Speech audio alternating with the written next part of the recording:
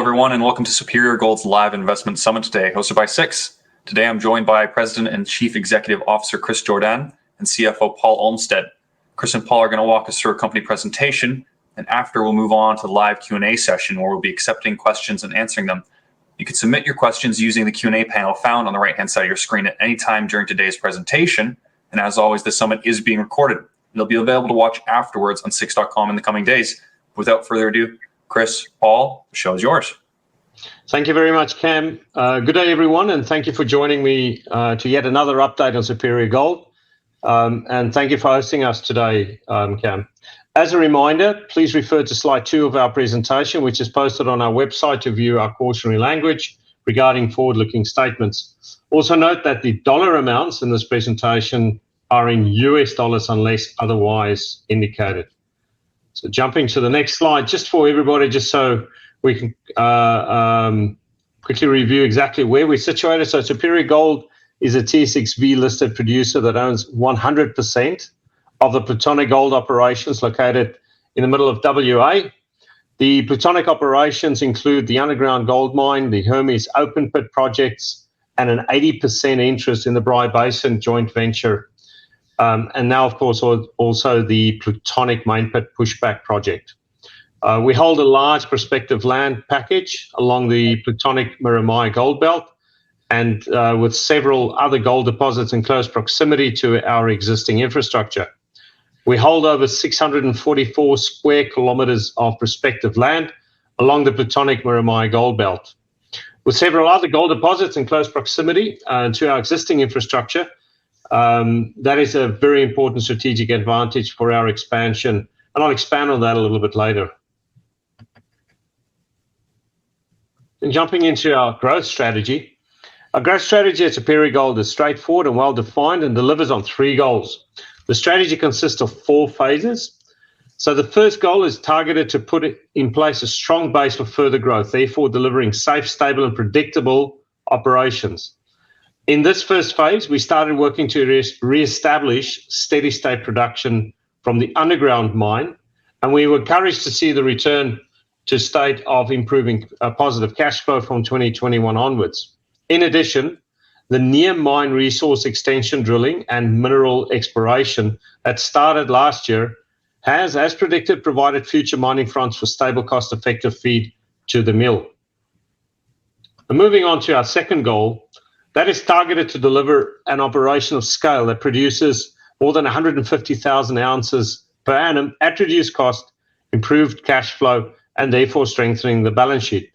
So the goal 2 is planned to be achieved in 2 phases. So the first one is to see the production increasing towards firstly 100,000 ounces per annum by supplementing the underground feed and with open pit feed production from a number of near-mill past-producing open pit projects, including Plutonic East, which commenced on schedule in the second quarter of 21, then Perch, which started in the fourth quarter of 21, as well as now the main pit deeps, which we've recently entered in this quarter. In addition, we have optionality into Hermes and Hermes South in the short term. The next phase is planned to increase production towards 150,000 ounces per annum. Now, here we plan to recommission our second mill that's currently on care and maintenance. New sources of feed may come from exploration on our existing properties and or from several other sources along the Plutonic Miramai gold belt. Then moving on to the third goal, and that really consists about delivering on our exploration of known high potential targeted areas. Now, there's a potential for a new discovery as we invest in exploration of Plutonic. We've certainly been very encouraged by our recent drill results, which include a third drill rig on the property dedicated to opening new mining fronts. And one may expect regular updates, as we've done up to now, on the exploration, as well as actively moving forward with the surface drilling strategy. First benefits out from this exploration drive that we're on is the mineral resource and reserve, which I'll allude to a little bit later. It's important to share how we're tracking in delivering this strategy. Now, firstly, Superior Gold has delivered on the first goal. In 2021, gold production exceeded the upper level guidance at 77,000 ounces. without any loss of production due to COVID. The underground production increased over the year, and Q4 underground mining rate of about 900,000 tons per annum was achieved. We now move on to Goal 2 in this year. The first phase will target to increase the quality of the open pit ore by executing on our early entry opportunity in the main pit, and that is called Main Pit Deeps. As I said, we already started there in Q2 of this year. This will see the open pit ore grade increase towards 2.5 grams per ton at max. The underground mine will expand its operations into new areas, providing up to 30% of the total ore from underground compared to 100% of remnant mining in 2021. The underground is scheduled to deliver 900,000 tons in this year, and that's up from 835,000 tons the previous year in 2021. And we're targeting an exit rate of 1 million tons per annum in the fourth quarter of this year. Production is guided between 80 and 90,000 ounces for 2022, with an exit rate of 100,000 ounces per annum in the second half of this year. The operational plan for 2022 is therefore designed to edge towards delivering the first phase in delivering operations of scale. We announced the updated resource and reserve statement on the 25th of May 2022, which will form the basis on which the next phases are expected to be delivered.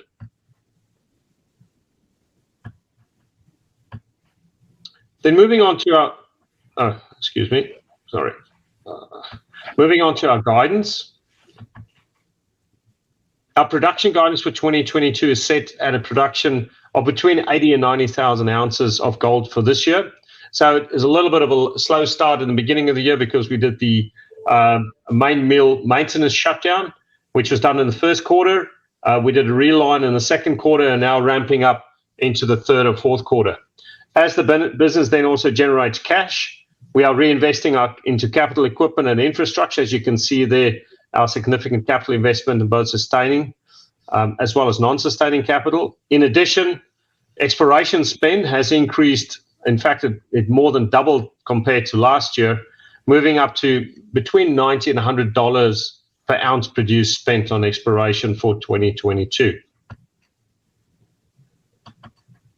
It's worth moving on to the next slide to recap the quarterly improved performance of the business on the operational as well as financial fronts since the second quarter of 2020. Overall, we have seen a steady improvement in results following the operational improvements we've implemented at Plutonic. Now, while the first quarter in 2022, as I explained earlier, was softer due to the planned mill shutdown, it was in line with our expectations, and we maintain our annual production guidance between 80 and 90,000 ounces for this year. Our quarterly production has been increasing from a low in the second quarter of 2020, and increases are expected for the latter quarters in 2022. And despite the shutdown in the first quarter of 2022, Q1 in fact outperformed all of the quarters in FY20. Our net cash position has remained strong. In the first quarter at $20 million, representing a 15% improvement from the end of the first quarter in 2021, reflecting improved operating performance and the repayment in full of our gold loan at the end of the second quarter in 2021. I will now hand over to Paul, our CFO, to talk through some of the financial results for Q1 FY22. Over to you, Paul. Thanks, Chris. During the first quarter, we generated revenue of $30.2 million from the sale of 15,823 ounces of gold at a realized gold price of $1,910 per ounce. Cash from operating activities before working capital changes was $3.5 million, a $0.8 million increase from Q1 2021.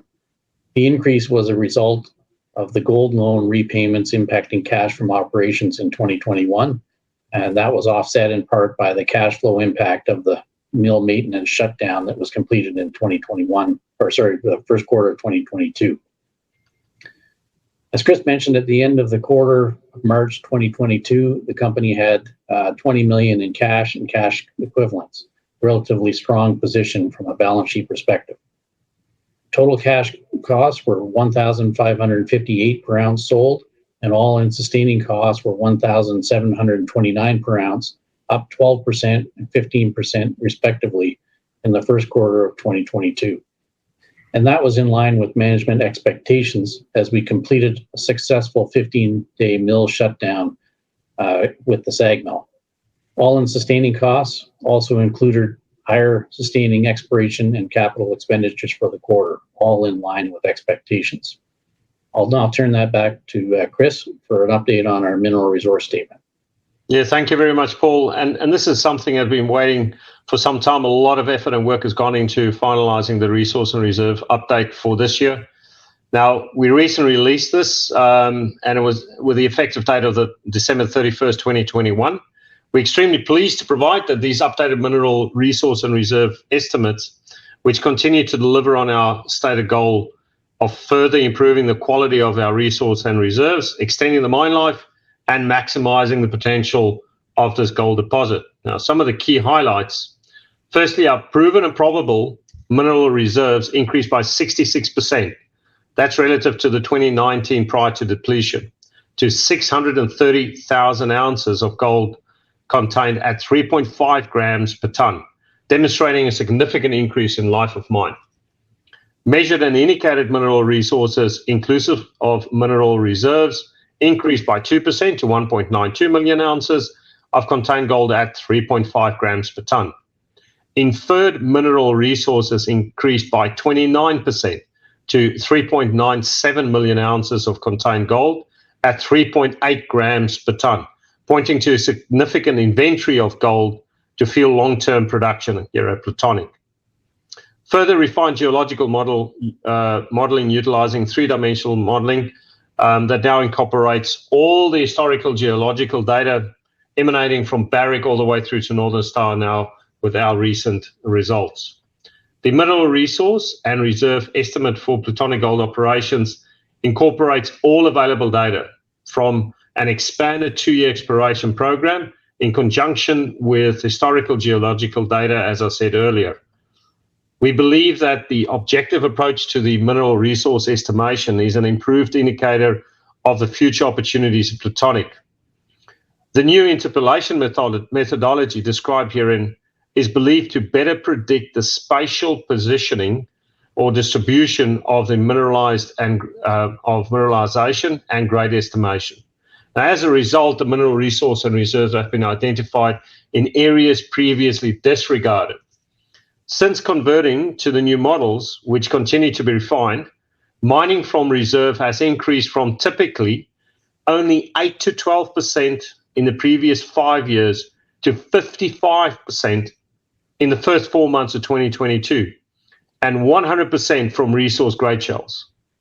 Our underground drilling continues to add mineral reserves and inferred mineral resources and outlines new areas of mineralization in the Western Mining Front, Baltic Gap, and Indian Access as reported in 2021. I strongly encourage you to see the associated news release for all details and further explanation of the updated reserves and resources, which is on our website and dated May 25th, 2022, as well as a video which we prepared to show the journey to develop this latest mineral resource and reserve on YouTube. The link will be provided. Moving on to some of the achieved and upcoming catalysts. Now, there's a number, I think, here worth noting. Firstly, going forward, we expect to continue to provide regular underground exploration updates. I would like to draw your attention to the latest exploration update scheduled for, in fact, tomorrow, on the 31st of May, on Indian Access. Now, we've reported on Indian Access once before. In addition, these results from the surface exploration that commenced in FY22 is expected to be published in the second half of this year.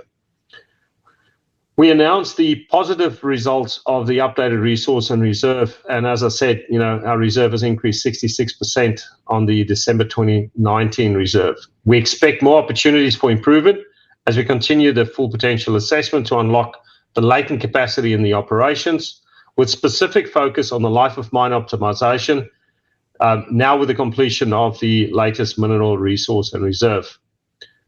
This may point to further expansions for the underground mine. In addition, we continue to consider commercial options for ore feed to utilize the latent capacity in our milling circuits.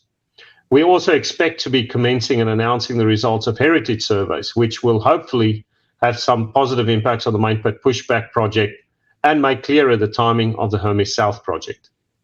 And over the next 12 months, we have a healthy pipeline of development and exploration catalysts to look forward to. I'm going to hand over to Paul to present on the capital structure and the market of the business. Thanks, Chris. Slide 19 just gives a quick summary of the analysts currently covering the stock, our key shareholders, and capital structure. We're very encouraged by the support of some significant long-term gold funds, and note that the analysts see a significant upside in our current share price, particularly given the recent update on the reserve and resource update that we provided on the 25th. Trading has increased significantly over the last few months, from an average of below 100,000 shares per day to over 200,000 shares per day on average. In addition, the target price for the stock has improved over the last quarter to $1.54 a share. We currently maintain a very tight share structure with just 123 million shares outstanding. There's no warrants, and a number of the options will be coming near the end over the next couple of weeks. I'll return that back now to Chris to conclude the presentation. Yeah, thank you very much, Paul. So in closing, I just would like to highlight the significant re-rate opportunity that exists with Superior Gold as presented on this slide. Now, by continuing to deliver on our goals, we believe the company will revalue. Now, as a quick reminder, Goal 1 is there to set safe, stable, and predictable operation between that 70 and 85,000 ounces. That box has been ticked. In fact, this year, we're heading towards 80 and 90,000 ounces as we now target our a second goal, and that is to create an operation of scale with reduced cost, initially hitting that 100,000 ounce per annum operating rate, and then unlocking the value in our second mill and moving up to 150,000 ounces. Now, all of this work cannot happen, and the growth cannot be fueled without focusing on Goal 3, and that is to invest smartly on our exploration of known high potential targets, as I have alluded to before. And you know, the latest mineral resource and reserve is also testimony to the benefits of moving forward on achieving that goal. We focused on repositioning Plutonic for long-term success and unlocking shareholder value, and we encourage you to take another look at this opportunity. Now, with that, I'd like to conclude the presentation and open the call for questions. Cam, over to you. Great. Well, Chris, Paul, thank you for the great presentation. I'd like to remind everyone in the audience that this time we'll be entering the Q&A session, as Chris said. If you have any questions, please use the Q&A panel found on the right-hand side of your screen. Put in your questions, we'll get to it. We've already received a number of questions. The first one from Mark in the audience. I understand you've had some workforce logistics problems due to the ongoing COVID outbreak in Western Australia. Can you give an idea of how much this has affected Q2 and if you expect things to improve in Q3? Yeah, well, what we've certainly seen, if we unpack the latest trends, I think probably the biggest impact that we've seen on availability of people or impact on people and their health was when the requirement for masks was taken away in Perth, and we saw quite a significant increase in people contracting COVID. I think the benefit in WA is that leading up to taking away these restrictions was requirements for full vaccination. Therefore, the recovery time for people being diagnosed with COVID is really quick. So the impact is limited, but we do see impact insofar as availability, more specific around the underground mining operations. What we are seeing, however, is that through some really smart thinking and redistribution of resources, as well as strategies that are related to over-recruitment of people to enable us to fill those gaps as they open up, has proven, to be positive. I think what we're recently seeing in the last few weeks is that the number of people being impacted, in fact, is slowly but surely dropping off from its ultimate high that it's achieved. Comparing it to other organizations, I think our on-site and in-transit requirements that we put on our people has certainly paid us in leaps and bounds. insofar as reducing the impact of people on site. So we do see that people that are contracting COVID are in fact people that are in Perth and not on site, and that's key for us going forward as well, to ensure that we minimize the impact of people on site whilst they're on shift. Great, thanks for that, Chris. Another question from Mark. The recent legal resolution on the disputed tenements close to Plutonic was very favorable to Superior Gold. Could you outline how this resolution affects the longer-term expansion plans? Yeah, that's very interesting. I think it's an option, and it provides optionality. The extent of that optionality, I think, will only be fully grasped once we get finalisation on the appeal case based on the 2016 ROFR. As you know, we were successful in contesting the 2017 ROFR, and by doing that, having access to 50% interest in K2. There's, of course, a lot more tenements available, or that Vango own, and we hope to see a positive outcome on our appeal, and we'll take it from there. I need to, however, say that our growth strategy in no way is hanging in the balance depending on what happens with Vango. Anything that will happen in Vango or related to the litigation would be purely augmentative to our growth strategy. So we haven't discounted any benefits whatsoever of that into our cash flow or into our plans going forward. Thanks, Chris. Question from Paul in the audience. What's your typical conversion ratio of inferred to M&I in the past few years? That's a good question. What we have seen, and I remember the numbers as we conversion from M&I to reserve, was about 28%, if I remember correctly.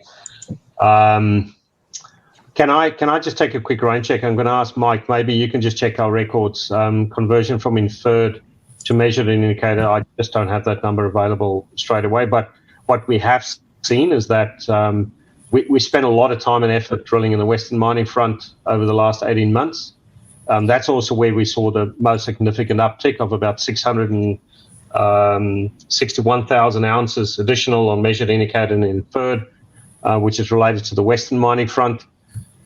So, very positive outcome from that. But that's a good question. We'll get back to you straight away.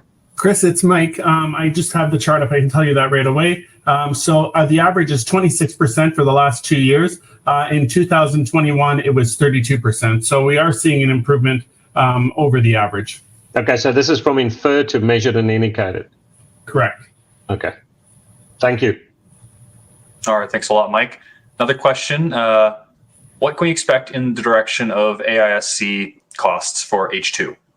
All right, so our guidance, can we just quickly jump to that slide that shows the guidance? Because there's a clear indication there. So once again, there we go. All-in sustaining costs, $1,450 to $1,600. The key there would be the way that we navigate through the COVID situation. To a large extent, the cost range that we've given for guidance was in due consideration of potential impact COVID might have in both availability of people and the impact it might have on operations, but also the impact that more specific on the supply chain, that availability or the impact that COVID would have on the supply chain. At this stage, as I said, our costs are in line with our expectation in the first quarter. We have a significant uptick on production leading into Q3 and Q4 as we unlock the potential in our main open pit and ramp up the underground mine. And now that we've also finished the maintenance work on the mill, we'll be able to run that at full tilt as the ore becomes available. So we would expect that cost relative to where we're now to drop quite significantly over the rest of the year. Thanks for that. Sorry, and more specifically on the second half. Okay. Question from John. How long will main pit deeps last, and what material will replace it while waiting for main pit pushback?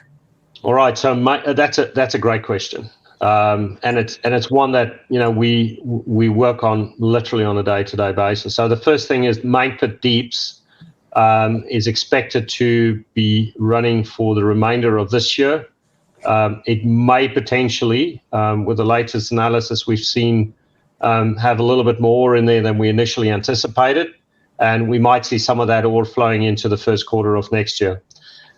We are working on Hermes South, ensuring that up as a feed into the next financial year, as we close the gap between now and when mine pit pushback comes in.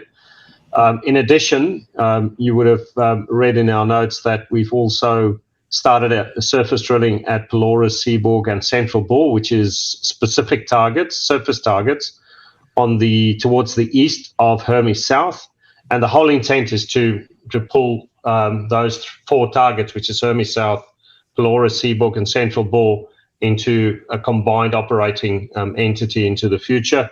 And that, we believe, from our initial analysis now, of course it needs to be affirmed, we know we're busy with the drill work, etc., but we believe we'll close to a large extent the gap between now and when main pit pushback project starts in operation. All right, thank you for that. Question from John: what are the next likely steps in the formation of the Vango joint venture? So, in fact, those steps have already been taken, and that relates to K2. So the initial meeting was held, I think, last week, Friday. So that process is already underway. Depending on what happens on the appeal, there might be some additional work insofar as a joint venture is concerned. Okay.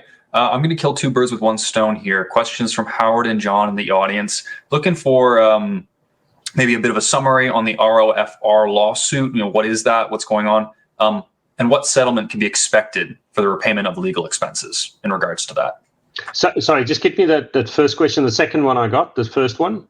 Just a general summary, just a reminder for anyone in the audience who isn't. Oh, yeah. Okay. So this once again refers to the litigation with Vango. So in 2016 and in 2017, on 2 occasions, we contest that our right of first refusal was not honoured.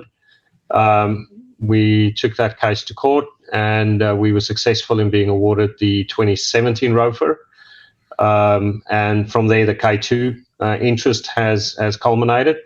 In addition to that, we did not get positive results on the 2016 ROFR, or the transgression on the 2016 ROFR. That has been appealed. We're hoping to hear sooner when that appeal case will be heard. In addition, along the award on the K2, or the 2017 ROFR, we have been awarded 80% of our costs. And once again, this is allowable costs, and I'm not a legal person, so there's a whole process that the legal team is currently working through, and we'll be submitting those costs to the court for their consideration. And then, of course, an 80% share of that will be put towards us. So that number has not been finalized at this stage. So we hope to finalize that, if I remember correctly, my meeting with our lawyers in the next 2 weeks. And then, we'll be in a better position based on what, the court ultimately decides what that payment would be. Great. Thanks a lot, Chris. Another question: what are your projected electricity costs for 2022? So, firstly, we generate our own electricity. On site, we run on gas. The gas supply is locked in for the next 2.5 to 3 years. Paul, I don't have those numbers off by heart. Maybe you could allude to that, what we're currently paying per kilowatt hour? Yeah, it's about 14 to 15 cents a kilowatt hour, and that's Australian dollars. Thank you very much. All right, then. Question from Kevin in the audience: do you expect to mine underground at restated reserve grade of 3.7 grams per ton in 2022? And then, answer that. He has a follow-up question.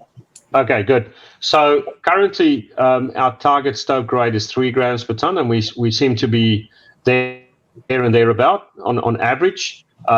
There are opportunities for high grade areas underground, which we still need to take through the necessary modeling and so forth. Indian access is one of them. And we still need to determine how that's going to potentially play out. Currently, given our modeling, and you would see also that our reserve grade for the underground has dropped slightly from 4 grams a ton in 2019 to 3.7 grams a ton. There's certainly areas that does provide that level of grade. I think the key challenge that we have in our operation is twofold. The one is becoming smarter in the way that we mine remnant mining, more specifically opportunities in reducing underbreak could certainly help towards improving grade. Secondly, the specific activities and initiatives currently underway in the underground to try and improve on a number of other metrics insofar as quality mining is concerned, the underground mine. So it's certainly our goal to try and optimize the extent to which we have internal dilution, and of course, as I said, our underbreak on the underground mine to see whether we can get that grade up. Great. And then Kevin's follow-up is just, what's the blended mill feed grade target for 2022? For 2022, it varies quite significantly over the year. If I remember correctly, Paul, and I can just ask you if you can just check that. That comes to about 1.7, 1.8 grams per ton. Yeah, it'd be and then a little bit higher in the second half. In the second half, the mean bit deep, so we'd be pushing 2 grams roughly. That's right, for the year. So as a range, about 1.7 to about 2 grams a ton would probably put you in good stead, with the higher grade blend towards the latter part of this year, the second half. And it's very simple. It's not because of the underground, it's because of the open pit. Right, okay. Question from Tim. How much is it going to cost to get the second mill online, and how long do you expect that to take?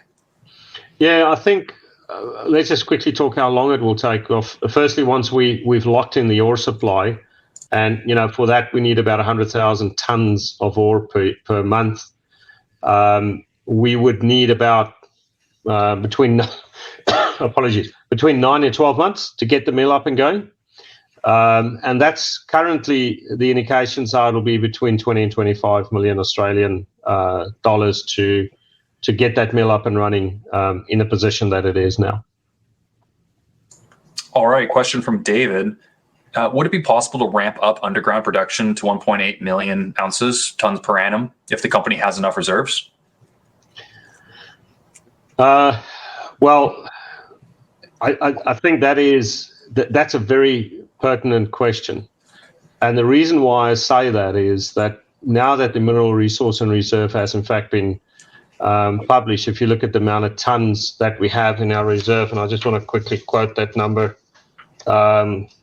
In reserve, we got underground, 5 million tons, if I have it correctly here.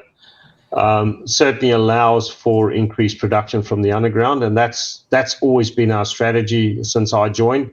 And as I said, we've moved up from 835, we're going to 900,000 tons now. This year delivered with an exit rate of 1 million tons per annum in the fourth quarter. The intent is certainly to take it up further. I think we probably, could be safe to say we would see would have line of sight to 1.25 million tons. However, per annum. However, the life of mine now that the resource and reserve now that's done. We're now starting with a process of finalizing or optimizing and finalizing our life of mine. And that we hope will give us further insight as to what potentially could be achieved with the underground mine.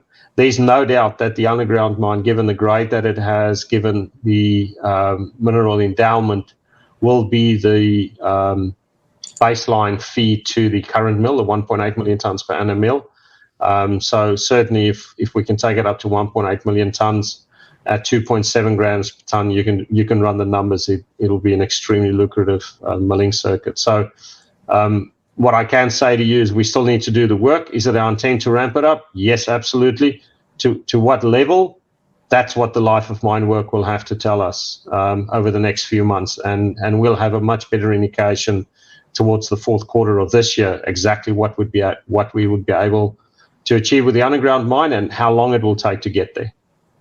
Absolutely. Thank you for that. Another question from John. What part of the underground are you opening new mining fronts on? Indian access? The Western Mining Front, that's a very good question. We'll be going into the Western Mining Front towards the latter part of this year. The mine planning engineers have taken into consideration the drill work that we did over the last 18 months and have now scheduled it in for us to go in there towards the latter part of the year. Indian access certainly provides an interesting option, and once again, I draw your attention to the exploration report that will be going out tomorrow. At the end of the day, it's once again to have a balanced view of the underground mine and understanding where we're going first, and how we sequence it. What's important is to understand that there's a lot of development work that we still need to do in the underground mine. And certainly we would hope that if the modeling turns out positive, which is currently underway for Indian access, we'd be able to utilize that as a unique lever in unlocking the further potential in the underground mine. So I would be wrong if I say we will only be going into Indian access because of grade. Because at the end of the day, we need to unlock the full value of the whole mine. But certainly, I would expect it, given the results that we've had up to now, that it may potentially play quite a significant role going forward. All right, thanks for that, Chris. Now that the planned mill shutdown is complete, where do you see costs going in the subsequent 3 quarters of the year? Yeah, that's a very good question as well. So our costs were higher, but once again, in line with expectation. In fact, it was very well in line with expectation, what we had for the first quarter. Now, as we see with production going up in the second quarter, and more specifically the third and fourth quarter, we would expect that cost to drop quite significantly. We still stay with our forecasts insofar as our costs are concerned, that range in the guidance. And the reason for that is we continue to be mindful of the impact of COVID, and not only COVID on our operation, but that COVID might have on the supply chain to our operations. Right. So the 66% increase in the mineral reserves was quite good. However, it seems like it was only a 2% increase in the mineral resources. Could you speak to this lower increase? Yeah, well, in fact, what happened there was in our consideration of our mineral resource insofar as measured and indicated is concerned, we, in fact, I don't have the numbers readily available, so I'm going to be ballpark, I think, quite close to about 380,000 ounces of mineral resource was stripped out of measured and indicated because of the consideration of the pillars.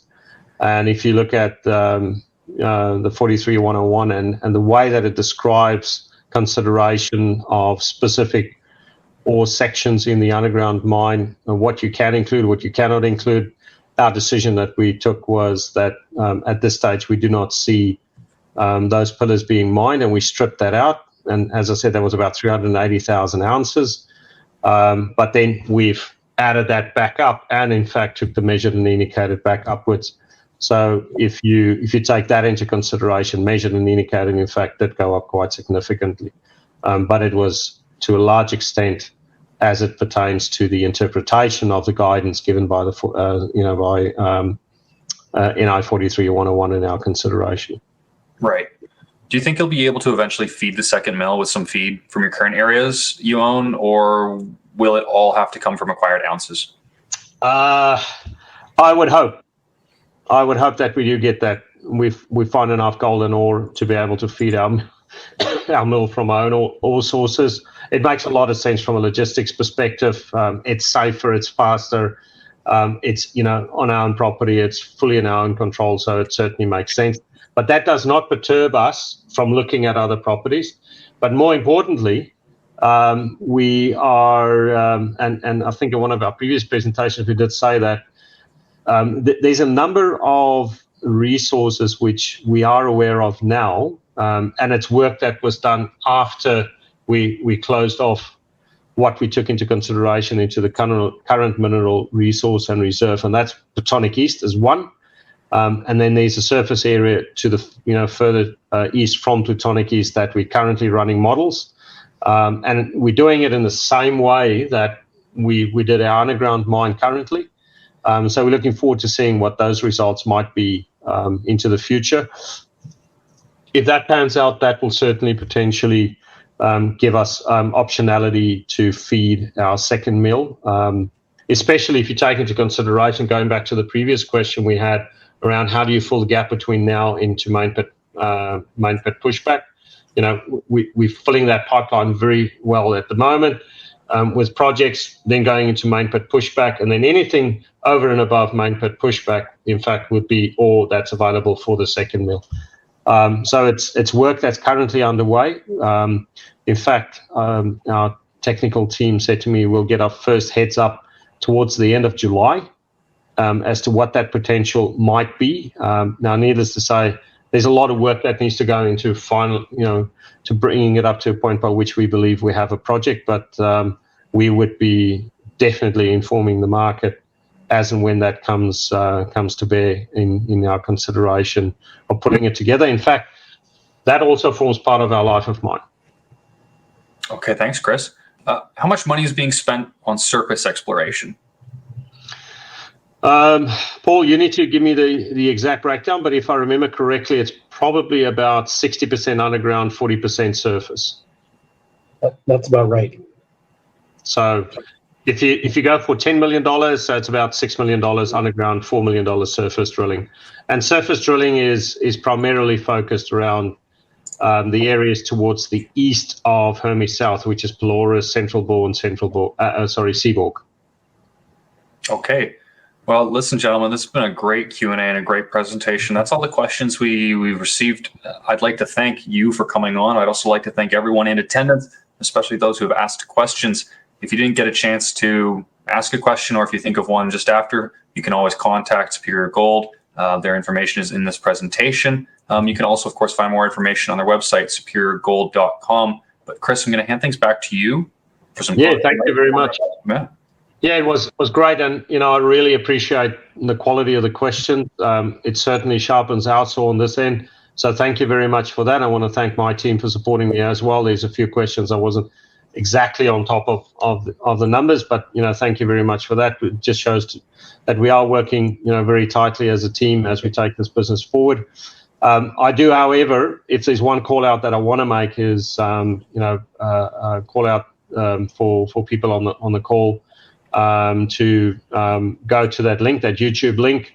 It's extremely insightful to understand a little bit better the complexity of the underground ore body that we're dealing with, how our geologists considered it, and the modeling they did to be able to come up with a number that makes sense for us. And at the end of the day, for me, the proof in the pudding is, are we mining what we said in reserve and in resource? And we've had a significant uptick from typically 8 to 12% in reserve now over the last 5 years, now mining 55% into that reserve, which gives me a lot of confidence that insofar as spatial positioning is concerned, which was a major challenge we had, we're getting it a lot better, a lot more right than we did previously.